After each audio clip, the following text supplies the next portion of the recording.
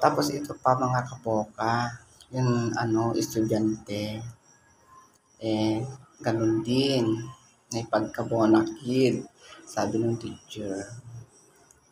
Class, ano ang English ng saging?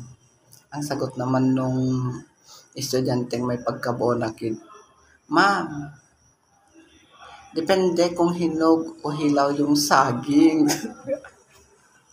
Sabi, iniisip ko, ano ang English, di ba pag hinog ang saging is, ano na yun, ripe na siya. Paano kung hindi pa hinog? Anong English nun? No ripe? No ripe ba ang tawag doon mga kapoka?